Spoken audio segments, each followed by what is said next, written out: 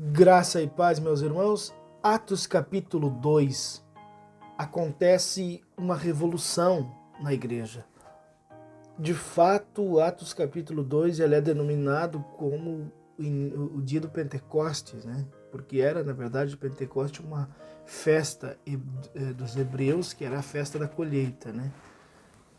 Então a festa, ela vinha povo de tudo quanto é região, de tudo quanto é lado, das redondezas ali, das regiões circunvizinhas, para que acompanhassem essa festa por toda uma tradição, por toda uma questão religiosa e por toda uma questão cultural. E os irmãos estavam no cenáculo em Jerusalém, orando, buscando a Deus, esperando a promessa do derramar do Espírito Santo, que era necessário, porque a promessa de Deus era: vocês fiquem em Jerusalém até que do alto sejais revestidos de poder. Cerca de 120 irmãos, como falamos ontem, estavam ali para esperar a promessa de Deus ser derramada sobre eles. A Bíblia diz então que, vindo o Pentecostes, eles foram tomados de um dinamismo, né? Eles foram tomados de poder. E aqueles que estavam quase desistindo, quase desanimando, agora eles têm força, eles têm coragem de se levantar para fazer a obra de Deus. E a Bíblia diz então que quando o Espírito Santo desce sobre eles, que eles recebem este poder, são queimados por aquele poder, inflamados pelo poder do Espírito Santo, eles começam a falar em novas línguas. E Pedro começa a discursar, e todos aqueles que estão ali, em todas as suas línguas, eles recebem esta palavra e escutam na sua língua de origem.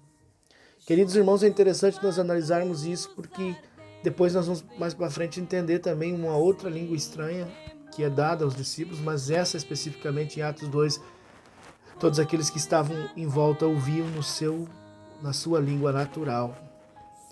Agora, Pedro começa a discursar, falando sobre Davi, falando sobre a morte de Cristo, dizendo que foi morto por eles, o próprio Cristo, mas que ressuscitou ao terceiro dia, que Deus deu uns aos homens. Foi criticado, alguns disseram que estava embriagado, mas outros acreditaram, e aqueles que acreditaram disseram assim: olha, o que nós devemos fazer para receber este poder? O que nós devemos fazer para receber esse dinamismo? E aí a Bíblia diz que Pedro diz assim: vocês têm que se arrepender e crer no Evangelho. E ele ainda diz mais, ele diz assim: essa promessa não é só para vocês, falando a respeito dos judeus, mas dizendo assim, para todos aqueles que crerem. A promessa é para vós, para os vossos filhos e para todos quantos quiserem, ou para todos quantos o Senhor chamar. E a Bíblia diz então que muitos aceitaram a palavra, cerca de 3.000 homens aceitaram Jesus naquele dia. 3.000 almas aceitaram Jesus e começaram agora a viver na comunhão dos apóstolos. E unanimemente tinham as suas coisas, vendiam suas propriedades, não queriam mais ter nada que era seu. Eles mudaram de patamar, ou seja, foram tomados por um poder, por uma glória tão grande, que eles esperavam Jesus naquele exato momento. Eles não tinham a sua vida por preciosa. E eles agora queriam estar em oração, em comunhão, partindo do pão e louvando a Deus, a Bíblia diz. Amanhã nós continuamos com a história de Atos dos Apóstolos. Que Deus abençoe a sua vida.